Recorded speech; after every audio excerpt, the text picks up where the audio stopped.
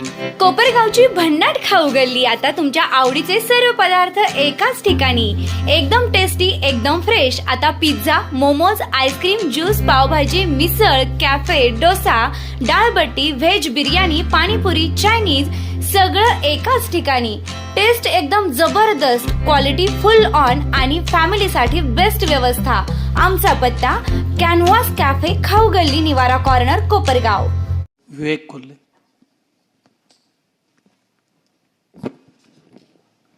अध्यक्ष महोदय, या ठिकाणी जो काय प्रस्ताव आदरणीय प्रवीणजी दरेकर साहेब यांनी 260 अन्वय या ठिकाणी आणलेला आहे, त्या अनुषंगाने मी सभागृहात बोलण्यासाठी उभं राहिलेलो आहे। खरं तर कालच आमचा परिचय झाला आणि आज कामकाजाचा पहिलाच दिवस आणि त्यामध्ये शेतकरी आणि शेतकरी हिताच्या प्रश्नांवर या ठिकाणी संभाषण चालू आहे आणि त्याच्यामुळं अनेक वक्ते जरी बोललेले असले तरी मला राहवलं नाही, म्हणून पूर्वतयारी जरी केलेली नसली तरी या ठिकाणी मी अतिशय थोडक्यात या ठिकाणी या प्रस्तावाच्या अनुषंगाने काही गोष्टी आपल्या निदर्शनात आणून देऊ इच्छितो। खरं तर ज्यांच्यामुळं ही संधी मिळाली असे आमचे नेते देवेंद्रजी आणि सर्व पक्षश्रेष्ठींचे मी आभार मानतो। आपण एकीकडं अनेक वक्त्यांनी या ठिकाणी भाष्य केलं आणि कायमच आपण ऐकत आलेलो आहे की सगळ्यात जास्त शेतकऱ्यांना काळजी जर कोणाची असेल तर तो विरोधी पक्ष आहे, परंतु हे कुठंतरी पुसून काढण्याचं काम आदरणीय देवेंद्रजींच्या सरकारने या ठिकाणी केल्याचं आपल्याला लक्षात येतं। विरोधी पक्ष या ठिकाणी खरं तर तमिळनाडू सारख्या राज्यांनी 75,000 पर्यंतच त्या ठिकाणी शेतकऱ्यांची कर्जमाफी केली, परंतु आपल्या राज्याने 2 लाखापर्यंत कर्जमाफीची घोषणा केली, शेतकऱ्यांना मोठा दिलासा दिला। हा निर्णय शेतकऱ्यांच्या दृष्टिकोनातून अतिशय स्वागतार्ह आहे। एवढंच नव्हे तर महात्मा ज्योतिबा फुले कर्जमुक्ती योजनेतील काही मर्यादा लक्षात घेऊन शासनाने नव्या योजनेत अधिक व्यापक स्वरूपाचा शेतकऱ्यांचा समावेश करण्याचा प्रयत्न केलेला आहे। पूर्वीच्या योजनेमध्ये काही शेतकरी वंचित राहिले होते, नव्या योजनेत अशा शेतकऱ्यांना न्याय देण्याचा प्रयत्न करण्यात आलेला आहे। ही गोष्ट शेतकऱ्यांच्या दृष्टिकोनातून अतिशय स्वागतार्ह आहे। खरं तर आपण जर बघितलं तर आपल्या लक्षात येईल, मी ज्या सहकारी क्षेत्रातून येतो शेतकऱ्यांच्या दृष्टिकोनातून अनेक उपाययोजना राज्य सरकार असेल, केंद्र सरकार असेल यांनी पुढाकार घेऊन केलेला आहे। मगाशी सदाभाऊंनी सांगितल्याप्रमाणे वर्षानुवर्ष आमचे प्रलंबित असलेले वीज बिल जवळपास 45,000 कोटीहून अधिकचे वीज बिल अध्यक्ष महोदय त्या ठिकाणी माफ करण्याचं धोरण आपल्या या सरकारने घेतलंय। नुसतं तेच नव्हे तर PM किसानच्या माध्यमातून देशात जवळपास 4.5 लाख कोटीहून अधिक त्या ठिकाणी शेतकऱ्यांना मदत कार्य त्या योजनेच्या माध्यमातून झालं आहे। आपल्या राज्यात 90 लाख शेतकऱ्यांना याचा लाभ त्या ठिकाणी मिळालेला आहे।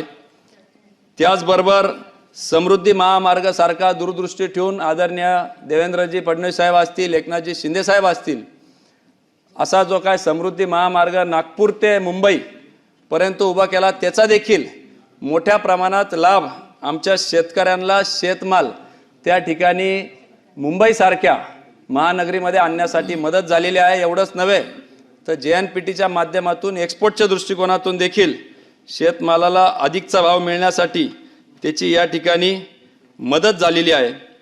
खरं तर आपल्या देशाचे सक्षम पंतप्रधान आदरणीय नरेंद्रजी मोदी साहेबांच्या नेतृत्वाखाली या ठिकाणी पहिल्यांदा स्वातंत्र्यानंतर सहकार मंत्रालय स्थापन झालं आणि सहकारातून समृद्धीकडे अशी घोषणा देण्यात आली।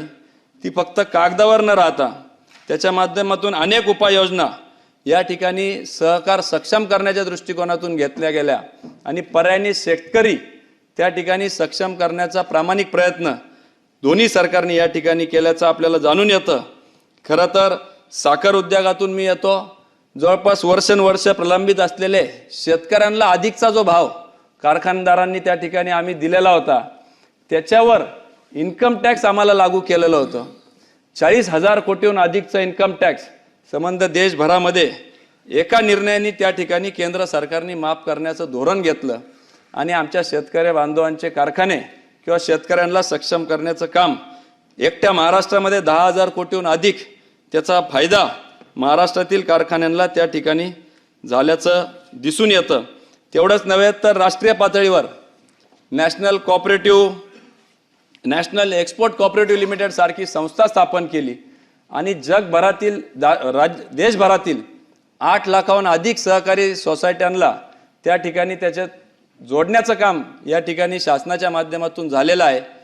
मागच्या वर्षी दुसरं वर्ष होतं आणि 4,000 कोटीहून अधिकचा शेतमाल शेतकऱ्यांचं उत्पन्न हे परदेशात एक्सपोर्ट करण्याचं काम त्या संस्थेच्या माध्यमातून झालेलं आहे आणि सभासदांना देखील 20% डिव्हिडंड त्या माध्यमातून मिळालेलं आहे.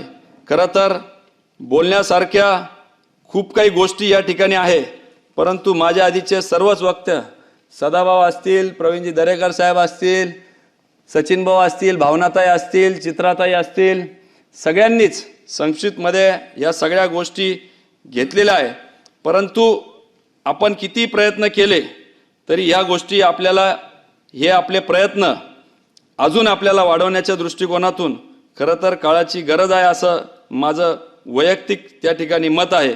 आपण जर बघितलं तर 1970च्या दशकामध्ये त्या ठिकाणी लँड सीलिंग ॲक्ट आला आणि म्हणून ज्यांच्याकडं बागायत जमीन होती ती 18 एकर ठेवण्यात आली, निमबागायत होती साधारण 34 एकरपर्यंत राहिली आणि जिरायत जमीन 54 एकर राहिली. आज 50 वर्ष त्या गोष्टीला उलटून गेलेल्या आहे. साधारण 20-25 वर्षाला एक पिढी बदलती. या गेल्या 50 वर्षामध्ये 2 पिढ्या बदलल्या. 18 एकरवाला 9-9 एकर 2 मुलं जरी म्हटलं तरी त्या ठिकाणी झाले आणि पुढं 4.5 एकर.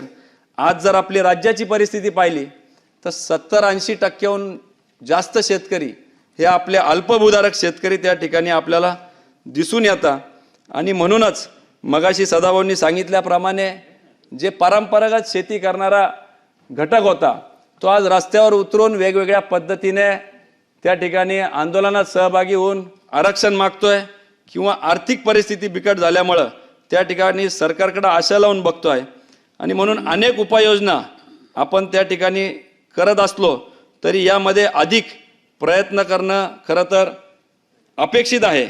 आपण जे शेतकरी प्रामाणिकपणे कर्जफेड करत आहात त्यांना 50,000 रुपयांपर्यंत प्रोत्साहनपर लाभ दिलेला आहे, देण्याची तरतूद करण्यात आलेली आहे. यामुळे आर्थिक शिस्तीला प्रोत्साहन मिळणार आहे. परंतु ह्याच सरकारने आदरणीय देवेंद्रजींच्याच नेतृत्वाखाली जवळपास 2-3 वेळेस या ठिकाणी आपल्याला कर्जमाफी मिळालेली आहे. परंतु ज्या वेळेस कर्जमाफी होती त्यावेळेस असा घटक त्याच्यातून वगळण्यात यायचा. परंतु 50,000 रुपये ही अल्पशा मदत आहे, त्याच्यामध्ये वाढ करता येते का हे देखील सरकारने त्या ठिकाणी विचार केला पाहिजे. कारण की अनेकदा आपण बघतो कर्जमाफीचे निकष जवळपास 18-19 निकष त्या ठिकाणी आपण लावलेले आहे. त्याच्यामध्ये काही शिथिलता आणता येते का? कारण की सर्वच जण काही राष्ट्रीयकृत बँक किंवा जिल्हा बँकेकडून कर्ज घेत नाही. नियमित कर्ज फेड करण्यासाठी त्या ठिकाणी पतसंस्था असेल किंवा खाजगी सावकाराकडून देखील त्या ठिकाणी घेतलं जातं. म्हणून राष्ट्रीयकृत बँक असतील, जिल्हा मध्यवर्ती सहकारी बँक असेल, पतसंस्थेकडे असेल, कृषी कर्जाची एकत्रित आढावा घेऊन शेतकऱ्यांना दिलासा देण्यासाठी विशेष धोरण आखता येतं का याचा देखील शासनाने या ठिकाणी खरं तर विचार केला पाहिजे. त्याचबरोबर फक्त कर्जमाफी करून त्या ठिकाणी आपला प्रश्न मिटलेला नाही हे साधारणपणे आपल्याला गेल्या 2-3 कर्जमाफीतून लक्षात आलेलं आहे. म्हणून आपल्याला नुसतं कर्जमाफी करून चालणार नाही, परंतु त्या ठिकाणी शेतमालावर प्रक्रिया असेल, त्या ठिकाणी सुविधा असेल, विमा असेल, हमीभाव असेल, साठवणूक सुविधा असेल किंवा बाजारपेठ उपलब्ध करून देण्याच्या दृष्टिकोनातून 1 डिस्ट्रिक्ट 1 प्रोडक्ट केंद्राची त्या ठिकाणी योजना आहे. त्या अनुषंगाने राज्याच्या धर्तीवर ज्या जिल्ह्यांमध्ये जे उत्पादन होतं, जठार साहेबांनी त्यांच्या इथला कोकणातला विषय घेतला, आंबे उत्पादन होता. मी ज्या भागातून येतो त्या ठिकाणी कांदे, ऊस, इतर पिकं त्या ठिकाणी उत्पादन होतात, द्राक्ष आहे काही भागात. त्याच्यामुळे त्या अनुषंगाने प्रक्रिया किंवा प्रोसेसिंग युनिट आपल्याला त्या ठिकाणी उभे करता येऊ शकता का जेणेकरून आपल्याला शेतमालाचा अधिकचा भाव त्या ठिकाणी शेतकऱ्यांना देता येऊ शकतो.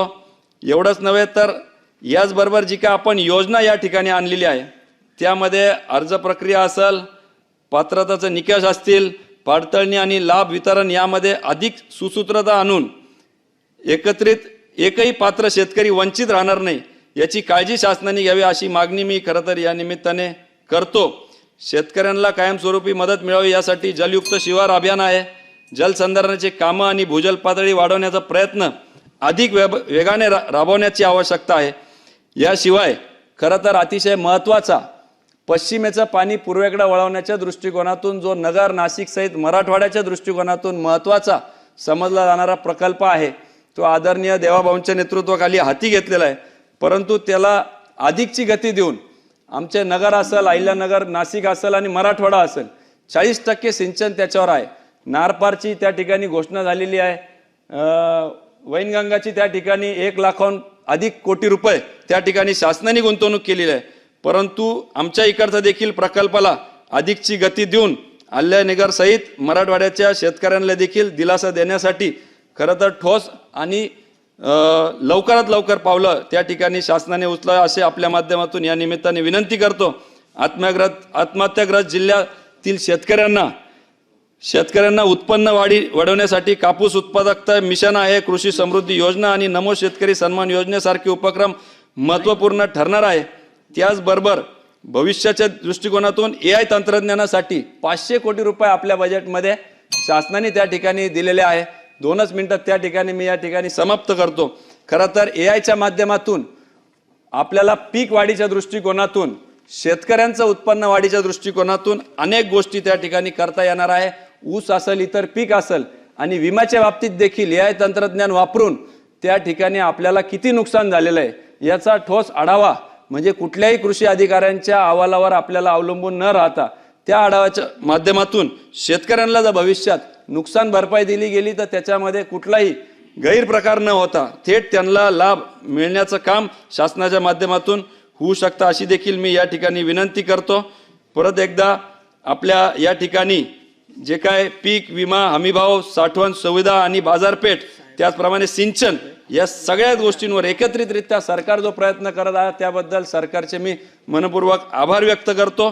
मी निम्र विनंती करतो की शेतकरी कर्जमाफी योजना उर्वरित अडचणी तातडीने दूर करून अधिकाधिक शेतकऱ्यांना लाभ मिळण्या यासाठी आणखी प्रभावी पावले उचलावीत. शेतकरी सक्षम, स्वावलंबी आणि कर्जमुक्त होणे हेच या योजनेचं अंतिम उद्दिष्ट असले पाहिजे हेच या निमित्ताने विनंती करतो आणि थांबतो.